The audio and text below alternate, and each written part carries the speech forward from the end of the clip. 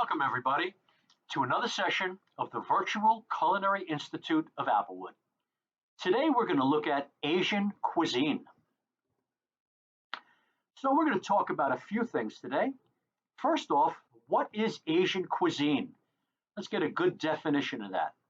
Then we're going to look at some geography related to Asian cuisine, different countries that feature Asian cuisine. Then we're going to look at some popular ingredients that are used to produce various types of Asian food. Then something I think you'll enjoy, we're going to take an unusual food tour of Asia. From this part of the world, there are some fascinating and very interesting foods that I think you will enjoy to learn about. We'll talk a bit about Asian cooking techniques. And finally, our very own executive chef, Charles Arola, will do a demonstration on how to prepare lo mein, a popular Asian dish, using ingredients you probably have in your kitchen right now. Let's get started. So, let's define Asian cuisine. Now, Asia is the largest continent and hence has many major regional cuisines from the different countries in Asia. Now, there are some common ingredients that are used throughout Asian cuisine, most notably rice, soy, tofu, ginger, garlic, sesame seeds, chilies, curries, and other ingredients. Many varieties of white rice are used, and the meals are typically focused on rice and vegetables, with meat being used more as a condiment rather than a center plate item, as we see in American cuisine. And many dishes are prepared and cooked rather quickly.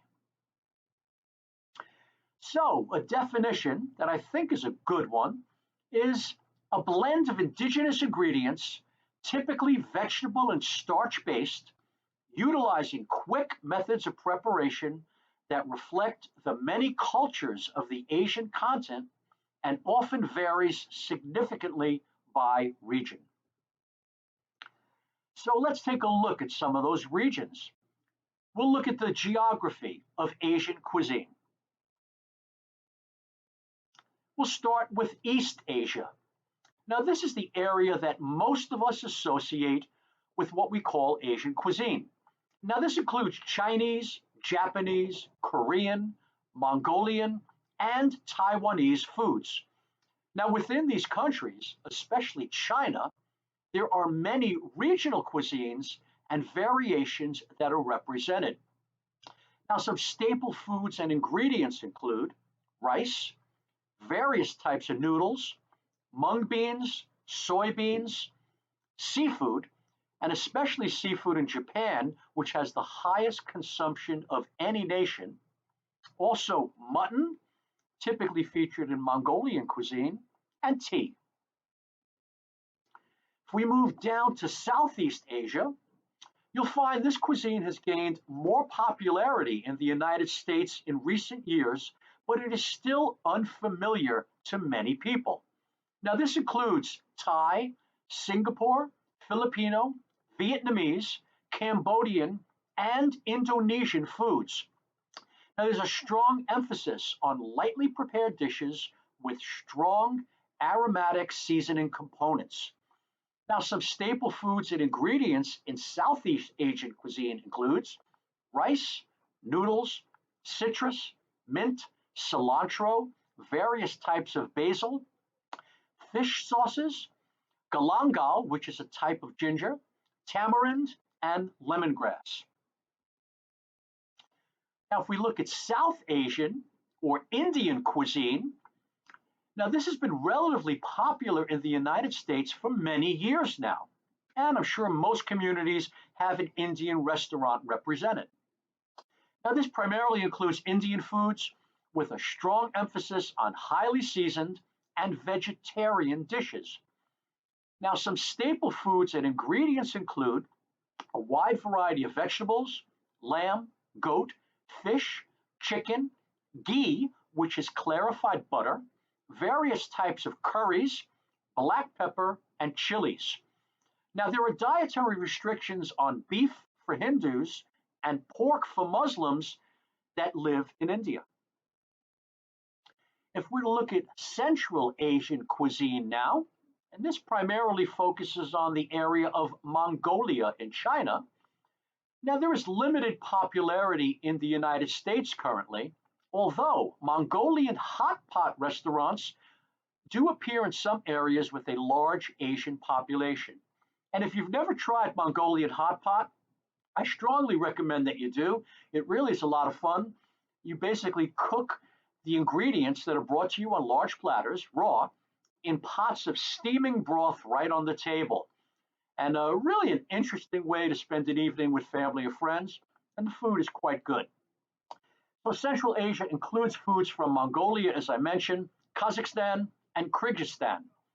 And staple foods and ingredients include lamb or mutton, horse meat, pilafs, kumis, which is a fermented milk drink, and yogurt. If we were to look at West Asian cuisine, and this is interesting because I don't think many of us associate this area with Asia, but much popularity in the United States now, with many foods from the Middle East that now have become staples of the American diet. Now, this includes foods from the entire Middle East, with the exception of Egypt.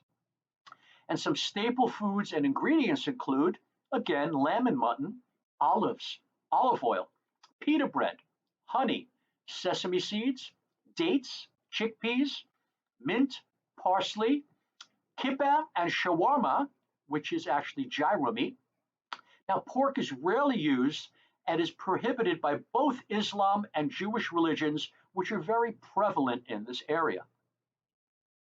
If we were to look at North Asian cuisine, and now we're looking at Russia, you'll find that there is really limited popularity in the United States, of course, except in Russian communities. And as I said, this includes foods predominantly from Russia.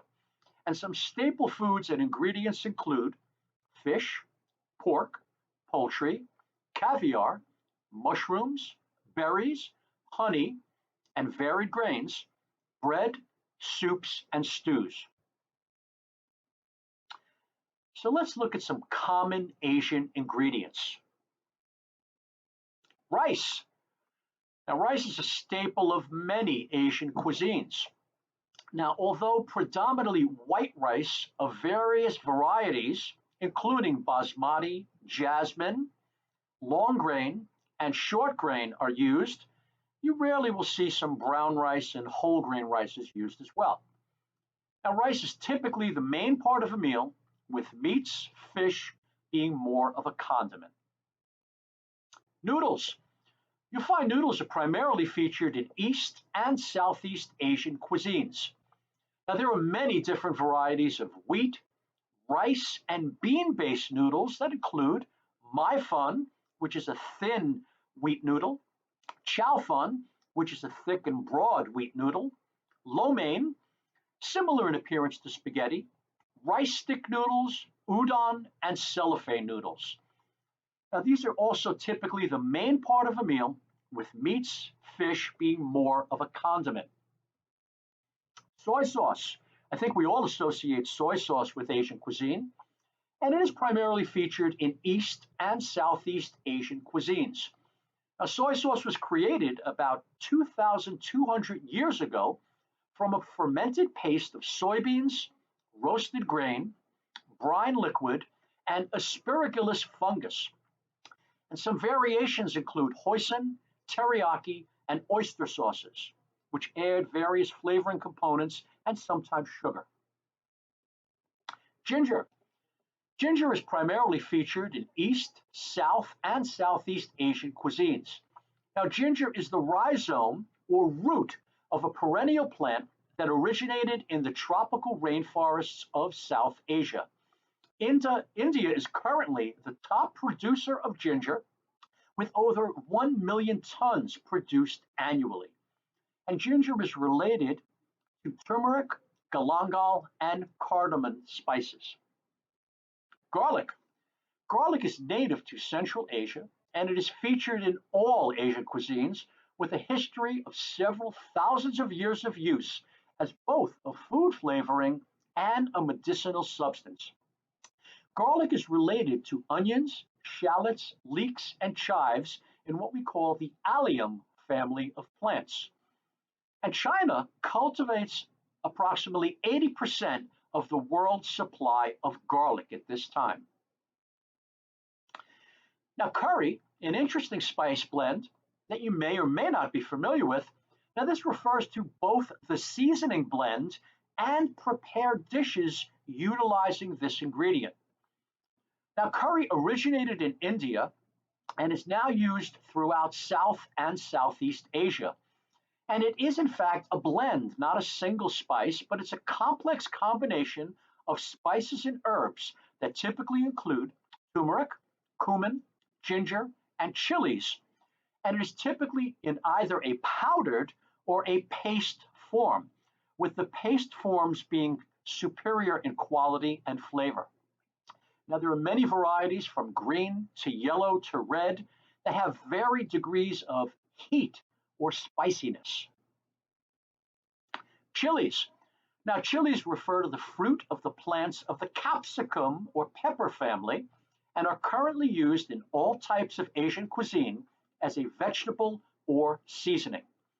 Now, chilies originated in Mexico in 7500 BC, but became cultivated worldwide after the Columbian Exchange of the 15th and 16th centuries.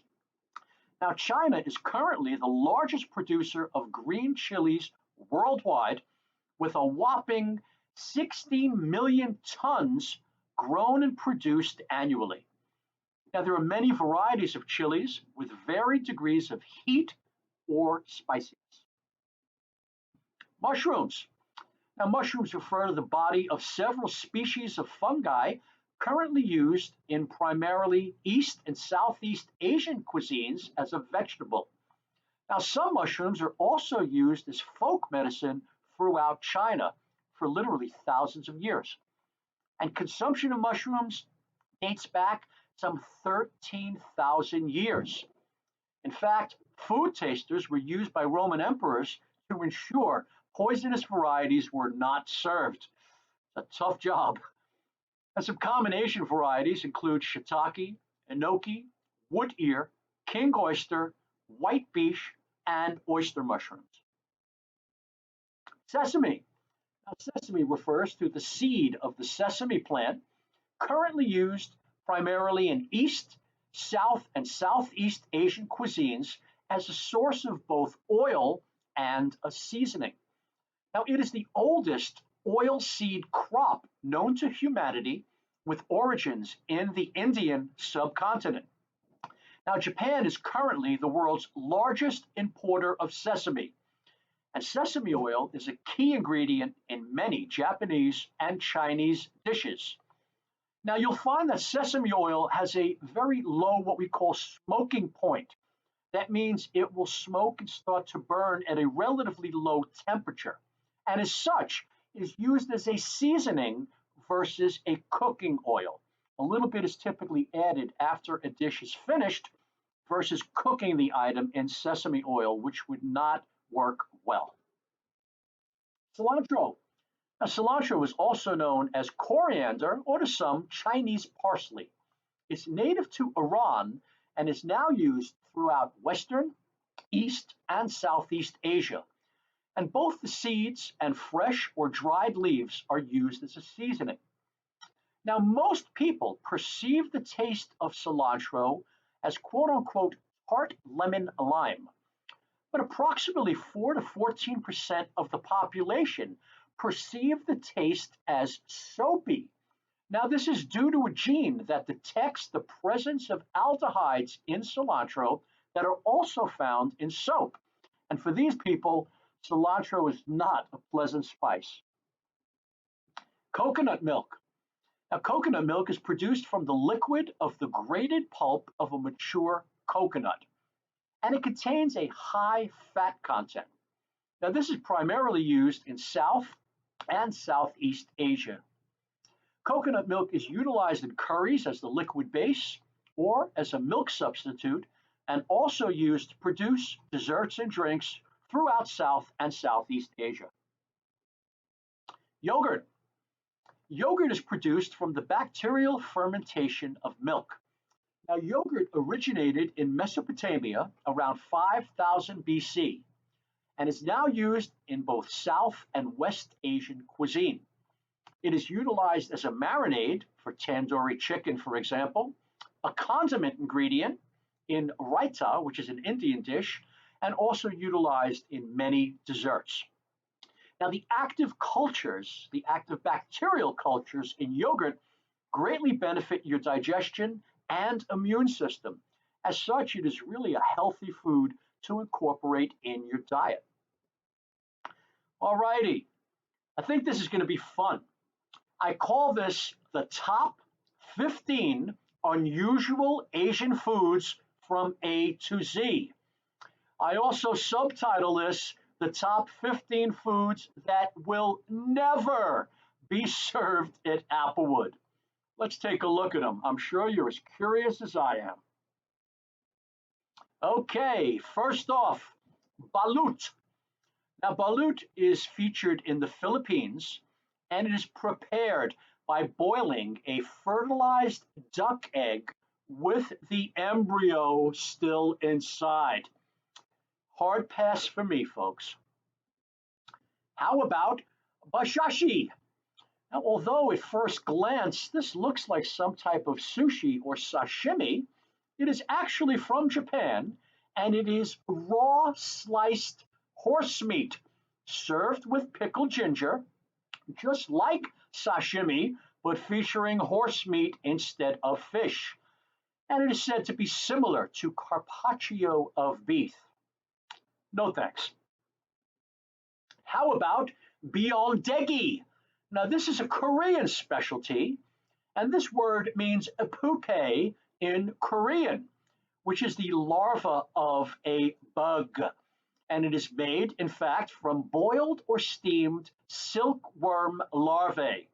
It is typically served in paper cups with toothpick skewers. I think I'll pass on this one too. How about bird nest soup? Sure, many of you have heard of this specialty. It comes from China, and it is actually made from swallow nests that are formed from the hardened saliva of the swallow. Now, it is a rare substance and very expensive, with these nests costing up to $100 each. How about the century egg? Now, this is also a Chinese specialty, and it is made by preserving chicken, duck, or quail eggs in a mixture of clay, ash, and quicklime and rice hulls for up to several months. The yolk, as you can see, develops a strong flavor and a creamy texture while the white hardens, and it is said to have a very pungent odor. How about chicken blood cubes? Also native to China, these are made by allowing chicken blood, and sometimes pig or duck blood also can be used, and allowing it to congeal, then cut into cubes and cooked. It is also known as blood tofu. I might pass on that one too. How about chicken feet? Now you find chicken feet served in China, Indonesia, Korea, Laos, Malaysia, Philippines, Thailand, and Vietnam. Now there are various methods of preparation, from boiling, stewing, frying, and since feet are primarily skin and tendons with very little meat, they are said to be very chewy. Well, I'll take their word on that. I may not be trying these anytime soon. How about drunken shrimp? Now, you'll find this specialty in China and Japan. Now, these are traditionally made with live, but sometimes cooked shrimp are also used and served in an alcohol-based marinade. Now, if made with live shrimp, when eaten, the shrimp will still be moving in your mouth when you chew it. Okay, on to the next item. Wow, how about fried tarantula? Now, fried tarantula is a delicacy in Cambodia, and it is rumored to have been created during the Khmer Rouge rule when food was in short supply. I might just choose to go hungry. It is fried in oil, and its taste is described as rather bland and a cross between chicken and cod. No thanks. How about fugu? Now, this is a fish that is consumed in Japan, China, and Korea. Now, fugu is commonly known as the puffer fish, as you can see in the picture here. When the fish is scared, it puffs up in order to scare away its enemies. Now, chefs must undergo 2 to 3 years of training to obtain a license to prepare this fish in Asia. Now, the intestines, ovaries, and liver of the fugu fish contain a poison called tetrodotoxin. Now, this is actually 1,200 times deadlier than cyanide, and each fish contains enough of this poison to potentially kill 30 people if it is improperly prepared. Another hard pass for me. How about habu sake, or also known as habushu? This originates in Okinawa, Japan, and it is prepared by drowning a poisonous pit viper, also known as a habu, in alcohol that is flavored with herbs and honey. Now, the habu snake is known to mate for up to 26 hours. Now, this has caused some to believe that this drink made by drowning the snake will act as an aphrodisiac. I think it's another hard pass for me, folks. What about natto? Now, this comes from Japan and is prepared by fermenting soybeans with a specific bacterial culture. Now, although there are some benefits of consuming this culture, as many cultures like yogurt are beneficial for your gut, natto has a very powerful smell, a strong flavor, and slimy texture. Yet another item we will not feature on Applewood's menu. How about octopus tentacles? Now, I don't know if you can see the little graphic image here. As you can see, when these tentacles are removed from the octopus, they still will move, much like a chicken runs around without its head. And this is from Korea. It is prepared by cutting up the tentacles of a live baby octopus that will still wriggle when eaten. The scary thing is, this can actually kill you if the whole tentacle is swallowed, as the suction cups on the tentacle can actually adhere to the inside of your throat and block air from going down, hence suffocating you. Okay, tuna eye. Now, this is a delicacy in Japan. It's only been popular since the 1990s and is typically prepared by frying, stewing, or lightly steaming. Now, this contains a high concentration of what is known as DHA, which is a very healthy omega-3 fatty acid. Doesn't look appetizing to me. I'll take my omega-3s in other fish or perhaps in a supplement before I think of consuming a tuna eye. Ooh, white ant egg soup.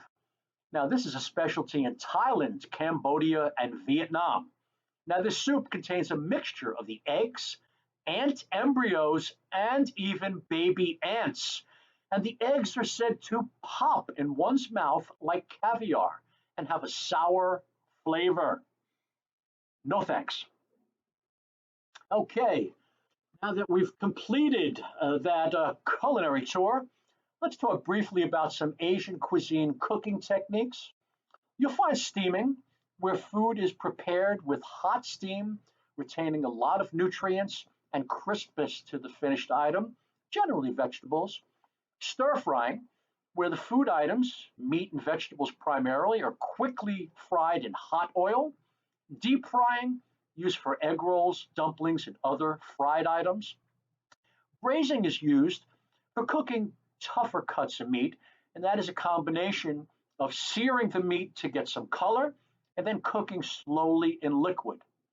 Roasting, just as you would roast the chicken, several items are roasted in Asian cuisine.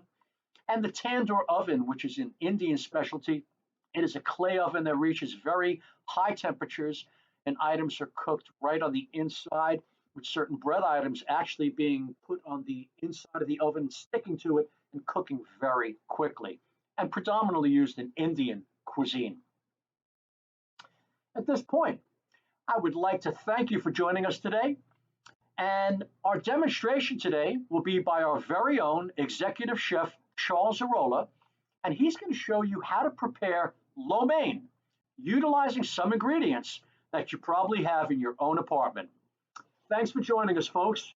Hope to see you next week at the next session of the Virtual Culinary Institute of Applewood. Have a great day.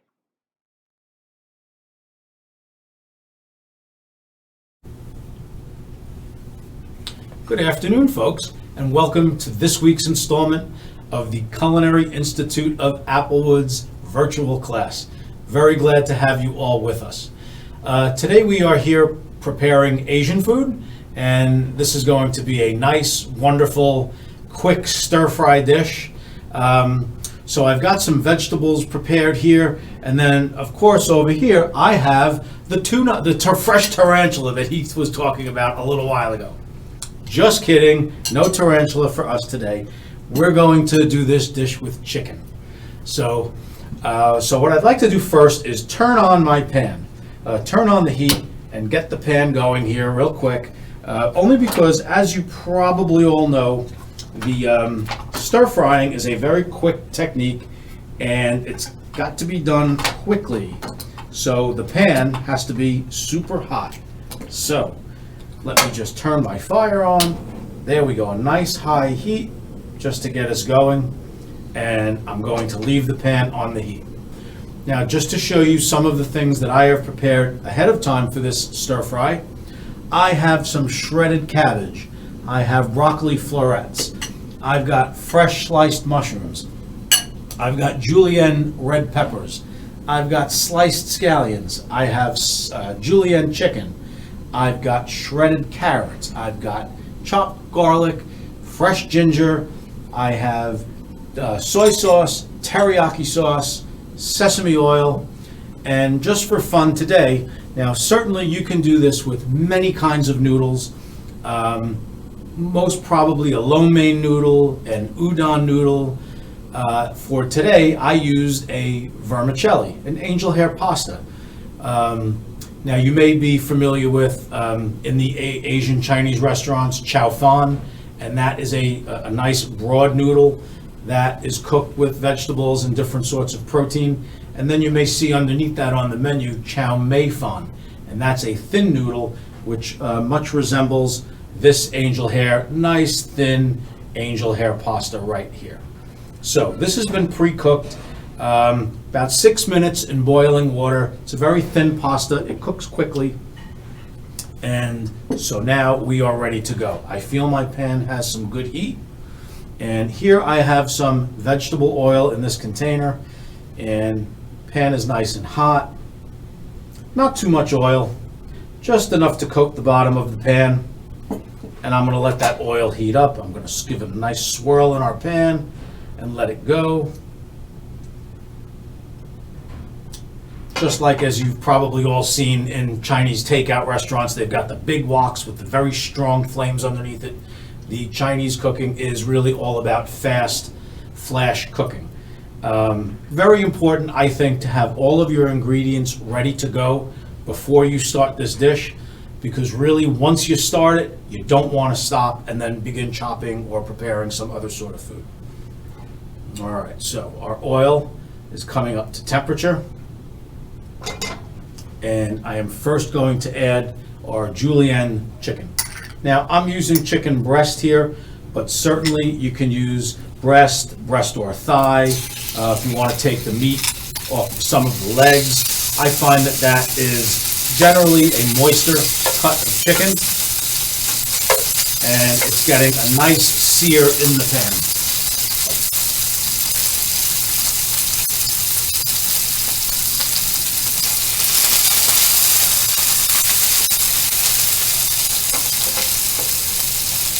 So we're just going to let this go for a minute or two.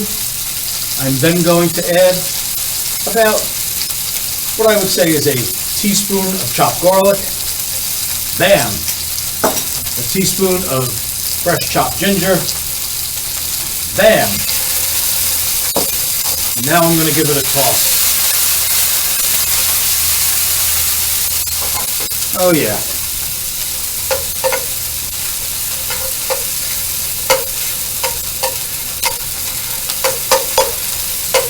You know what they say, Yan can cook.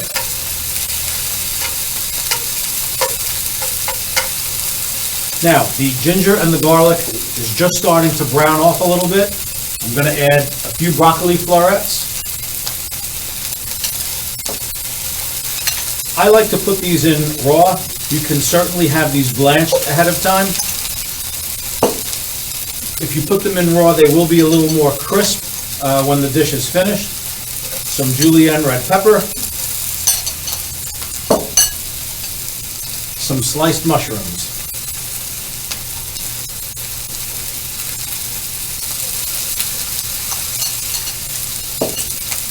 I'm going to toss that around just a bit.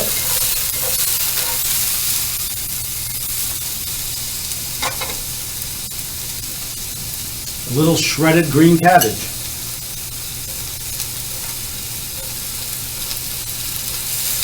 Oh yeah.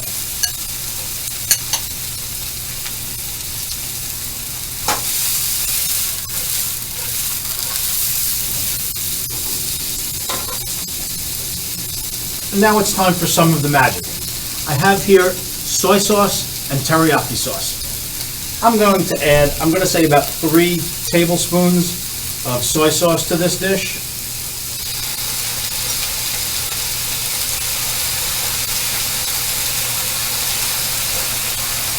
And about the same of teriyaki sauce. The teriyaki sauce is a little thicker and a little sweeter, and this will give our dish some nice body and wonderful flavor. I'm going to put in a touch of shredded carrot. And again, let it toss.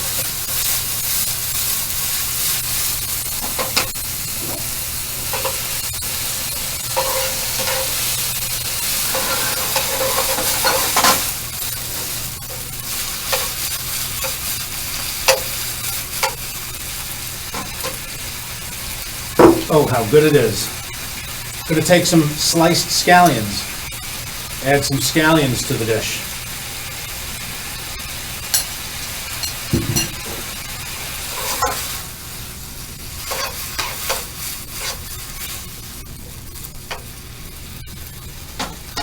And we are just about ready.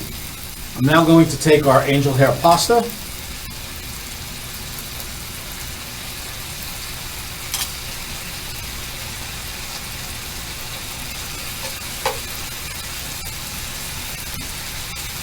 And I'm going to work this into our dish. I'm going to take a drizzle of sesame oil. I'm going to cover the top with my finger, just with my thumb. The sesame oil, very fragrant, very aromatic, and gives Chinese food that real distinct Asian flavor. I'm going to work through and make sure that all of the pasta is coated. I may add just a little touch more of the teriyaki.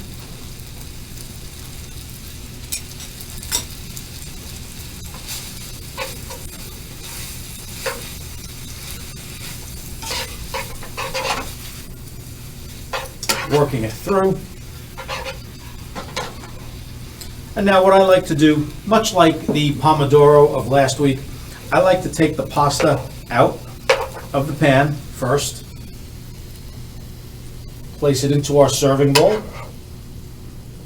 And what that does, it leaves the vegetables and the chicken in the pan so that we can then top our dish with all of the colorful, beautiful vegetables and chicken, like so.